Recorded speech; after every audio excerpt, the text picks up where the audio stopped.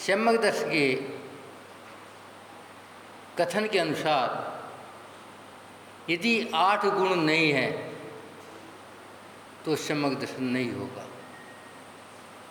8 में सबसे पहला है निशंकितम। आज चर्चा शुरू करते हैं निशंकित के शंका नहीं करना।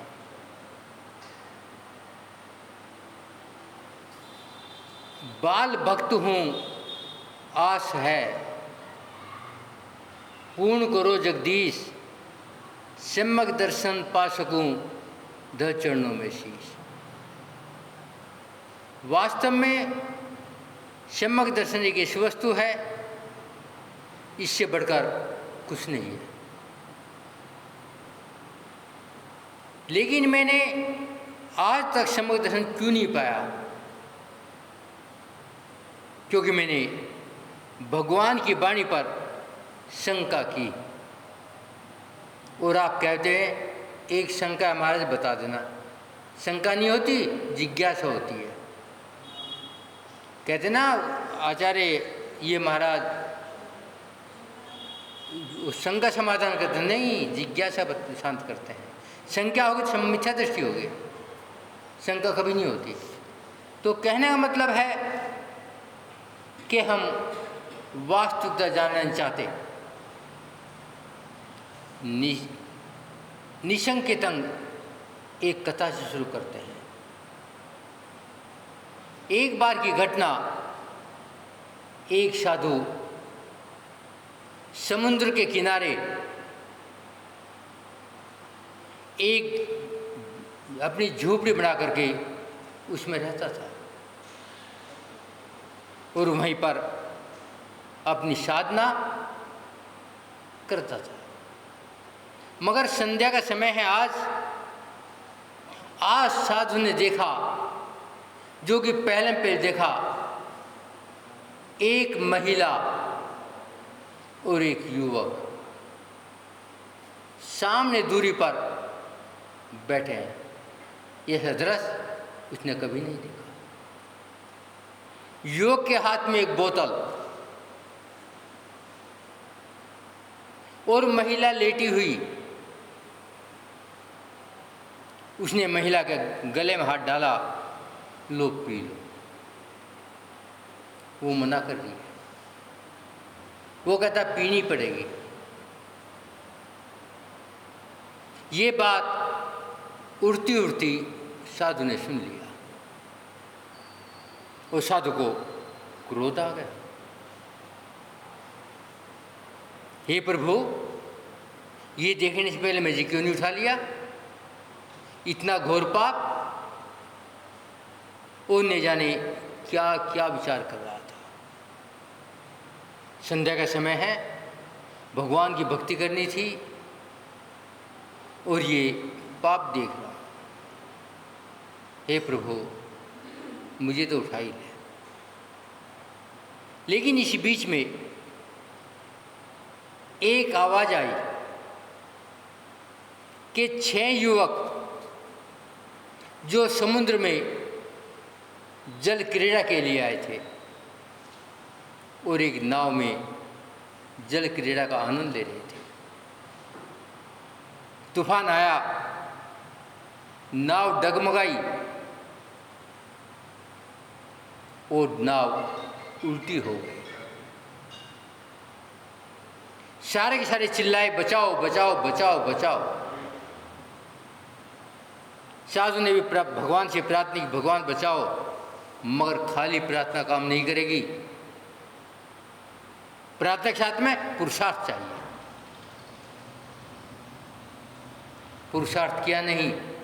ये आवाज उस युवक के कान में पड़ गई। युवक दौड़ा, सागर में कूद पड़ा, कर्म से सबको बचा लिया।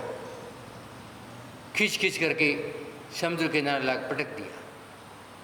मगर अंतिम जब छेटे को बचा रहा था, वो भी मूर्छित हो गया, मगर किनारे पर आ गया। कुछ समय बाद हवा लगी, मूर्छा टूट गई, होश आ गई। होश आने के बाद में वो व्यक्ति उठा, देखा एक साधु बैठे हैं। इससे पहले उस युवक ने साधु को नहीं देखा था। गया, प्रणाम कर दिया। साधु क्रोध में बैठा था। शंका थी। जब मन में शंका होती है, साधना नहीं होगी। जब मन शांत होगा, कोई विकल्प नहीं होगा, कोई परिग्रह नहीं होगा, कोई आकुलता नहीं होगी, जब भी साधना होगी। साधु ने कहा, तूने 6 लड़कों को बचाया है, इसलिए कोई बात नहीं, मगर तू दुष्ट है, पापी है, चला जा। वो युवक कहता है, कहीं आपको गलत फहमी हो गई है। कई बार आदमी अपनी आंखों से देखता है और वो ठुठ को भी याद ही मान जाता है, सच्चाई से दूर हो जाता है। जब अंधकार में होता है और वे देखता है दूसरे को, पेड़ का ठुठ खड़ा है, उसे वो क्या कहता है, कोई याद में खड़ा है, चोर तो नहीं है। अपनी आंखों पे भी भरोसा बंद करना। वो साधु कहता है, तू मेरी आंख को गलत बताता है, तेरी दृष्टि गलत है। ये बात उस युवक की साधु को चली गई। इतनी देर में वो महिला बोलती बोलती आई और कहा, बेटे तू यहाँ आए, चलो घर चलते हैं। साधु ने कहा, ये कौन है? मेरी माँ है। तो तू क्या कर रहा था? ये गहन रोग से पीड़ित है और वैद्य जी ने बताया था कि इसे समुद्र के हवा मिलनी चाहिए और मैं शाम के टाइम समुद्र के किनारे लाकर लिटा देता हूँ। और मैं उसे दवा पिला रहा था, वो दवा पी नहीं रही थी, मैं जबरदस्ती कर रहा था। मैं कह रहा था, माँ तू बहुत बीमार है, दवा पी ले, नहीं पिएगी तो मर जाएगी। फिर मेरा भी है कौन? एक तू ही तो है। क्या तुझे अपनी बहू का मुंह नहीं देखना है? तो मैं नहीं जाने क्या क्या कह करके अपनी माँ को संबोधन दे रहा था, मगर साधु क्या समझ रहा था? आचार्य कहते हैं, जब ये शंका मन में होती है कि उसने सही को सही नहीं समझा, तो फिर समाक में, प्रभु के ध्यान में मन कैसे लेगा? जब दिमाग में संदेह का कीड़ा घुस जाता है तो श्रेष्ठ भी शूद्र दिखाई देता है। जिस प्रकार के उस साधु को दिखा, देह में जब संदेह का बिच्छू काटता है तो शांति भंग कर देता है। जब मानव के दिमाग में संदेह का कीड़ा घुस जाता है तो वात्सल्य खत्म कर देता है। जब पति पत्नी के बीच में संदेह हो जाता है तो घर नरक बन जाता है। जब दो महिलाओं के बीच में संदेह हो जाता है तो दुश्मनी हो जाती है। जब दो मित्रों के बीच में संदेह हो जाता है तो दोस्ती खत्म हो जाती है। या समझ लो कि एक हरा भरा वृक्ष जिस पर अमर बेल चढ़ जाए तो पेड़ नष्ट हो जाता है, क्योंकि संदेह है। और आचार्य ने कहा है, जब तक संदेह रहेगा, जब तक शंका रहेगी, सम्यक दर्शन नहीं होगा। ये 8 दरवाजे हैं और शंका का पहला दरवाजा है। हर मानव जब नए रास्ते से जाता है, देखता है, घबराता है, नहीं जाने कहाँ फिसल जाऊं, नहीं जाने रास्ता कैसा है, और वो दुख को भी छोड़ना नहीं चाहता। क्यों? नया रास्ता, अंधा भी जाने हुए रास्ते पे निकल जाता है और आंख वाला भी अनजान रास्ते जाता घबराता है। और भी संदेह करता है, कहाँ जाऊं, कौन सा रास्ता है। तो आचार्य कहते हैं, जिस उपवन में संदेह का उल्लू बैठ जाता है वो उपवन नष्ट हो जाता है। वो साधु का भी अब वो पश्चाताप हो रहा है। कब? जब सच्चाई जानी। यदि पहले ही वो सोचता नहीं जाने क्या कारण है, नहीं जाने कौन है, मगर यह आदमी जब खुद शुद्र होता है वो ऊंचा अपना देख नहीं सकता। जब साधु था तो साधुपना देखना चाहिए था, मगर उसने देखा क्या है, अश्लीलता समझ ली। उसने माँ बेटों को नहीं समझ सका। तो आचार्य कहते हैं, अब क्या होगा? आंखों से आंसू बहा रहा है और ग्लानि से भर गया है, मगर ग्लानि से भरतर हो, आचार्य कहते क्रम नहीं कटेंगे। क्यों? तूने शूद्रपना किया। आचार्य कहते हैं, ये तो पहला ही दरवाजा है जिसको 8 दरवाजे पार करने हैं। सीढ़ी पर चढ़ना पहली सीढ़ी है। कितने मोड़ आएंगे, कितने कांटे आएंगे, कितने गड्ढे आएंगे, कहाँ कहाँ गिरेगा, मगर संभल संभल कर चलना है।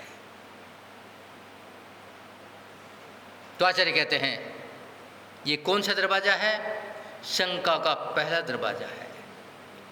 लेकिन मैं अपने शरीर के राग के कारण सब छोड़ देता हूं और इस शंका का कारण न जाने परमात्मा मिले ना मिले, न जाने मोक्ष मिले ना मिले, और जो आज मिला ये क्यों की छोड़ता है, ये भी छोड़ देगा, वो भी नहीं मिलेगा, तो आत्मा भटक जाएगी। यही कारण है कि आज छोड़ने के बाद भी लोभ आ जाता है। किसका? शरीर का। मगर ध्यान दो, जब कोई एक घर की रोटी छोड़ता है, हजारों घर खुल जाते हैं। एक झोपड़ी छोड़ता है, लाखों महल खुल जाते हैं। एक परिवार छोड़ता है, करोड़ों परिवार मिल जाते हैं। मगर जब संदेह है, न जाने मिले ना मिले तो शूद्र बात पे गिर जाता है। अब ये शरीर मिला है, क्या करें? आचार्य कहते हैं तेरी स्थिति एक फकीर की तरह है, भिखारी की तरह है। एक बार एक भिखारी ने दूसरे भिखारी से कहा, क्या करें भाई, इस गांव में तो पेट नहीं भरता, कोई रोटी देता ही नहीं, सुबह शाम तक मांगते रहते हैं, 3 दिन से भूखा हूँ। दूसरा भिखारी कहता है, आप एक काम करो, जंगल के पार दूसरा गांव है, वहाँ पे बड़े दानवीर व्यक्ति रहते हैं, तुझे भोजन के साथ में सब्जी भी मिलेगी, कभी कभी गुड़ भी मिलेगा और कभी कभी पूरी भी मिलेंगी, तो उस गांव में चला जा। मगर भिखारी कहता है, कैसे जाऊं, बीच में जंगल कहीं लुट गया तो आचार्य कहते हैं तेरे पास लुटने को है ही क्या? यदि तुझे डाकू मिल गए तेरे कुटर में डालना पड़ेगा। आचार्य भी कहते हैं तेरे पास परमात्मा को अर्पण करने के लिए है क्या, जो तू शंका करता है? क्या ये नोट, क्या है बिल्डिंग, क्या है फैक्ट्री, क्या है गाड़ी, इन भगवान को चाहिए? नहीं चाहिए, उनके लिए शूद्र है, अशुद्ध सोच के छोड़ा है। और तू सोचता है, डरता है, नहीं जाने क्या होगा। तो आचार्य कहते हैं बस पहले निशंकित, मुझे कुछ शंका नहीं कहीं पर नहीं करनी, लेकिन उससे पहले आपको देव, गुरु और शास्त्र को जानना होगा। कई बार ऐसा होता है, भगवान की जगह हम नहीं जानी, इसे भगवान मान ले, इसे भगवान मान ले। ना बाबा, भगवान वही है जो सर्वज्ञ है, जो हितोपदेशी है, जो वीतरागी है। एरे गेरे को भगवान नहीं मानना, उनकी कही बात को जिनवाणी है, किसी की बात को, पंडित यानी कि पैसे लेने वाले की बात को जिनवाणी मत मान लेना। आचार्य कहते हैं फिर गुरु की बात आई। गुरु कौन है? जहां गुरु ने आपको एक कसौटी दी है, देह को जान लो, जिनवाणी को जान लो, गुरु को जान लो, लेकिन एक बार कसौटी लगा लो। आचार्य समुद्र में क्या, आज सुबह रतनगढ़ सावकार में क्या था, एक बार कसौटी लगा लो। अब कसौटी पे देख रहा 24 कैरेट का सोना है, फिर कार छाड़ करने की जरूरत नहीं है। क्या चाहिए? अब समर्पण चाहिए।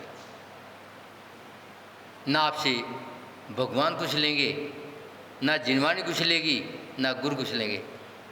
आचार्य कहते जरा विचार करो, जिस जिनवाणी को लिखने के लिए आचार्य को सालों साल लग गए और आप 5 मिनट में ज्ञानी बनना चाहते हो, इस पे संदेह नहीं करा। आचार्य कहते आदमी समय तो हो गया भैया, नहीं अभी तो शुरू करा निसंगीत, अब तो कई दिन चलेगा भैया। ये 8 अंग में तुम्हारा समाज पूरा हो जाएगा लगता है। आचार्य कहते हैं जिसको लिखने के लिए, जिन्हें कोई काम नहीं है, हर समय लिखने में लगे हैं, ना कागज है ना कलम है, कैसे करने लिखे हमारे लिए कि पत्ता लाए, एक कांटा लिया, अपने पैर में चुभाया, उसमें खून निकला, वो स्याही बन गई और पत्ते पे लिखा, लिख के लगाया, हवा चली, सारे उड़ गए। फिर दोबारा लिखा। और आप चाहते हो 5 मिनट में पंडित बन जाऊं? बस आपकी सोच क्या है, आपने अपने संदेह नहीं किया कि मैंने 2 लाइन समय सारी की पढ़ ली, मैं विद्वान हो गया, और वो 2 लाइन पढ़ के आप दूसरों को बता भी दिया, उनको पूरी जिंदगी लग गई। आपने पे संदेह नहीं किया। संदेह किस पे किया?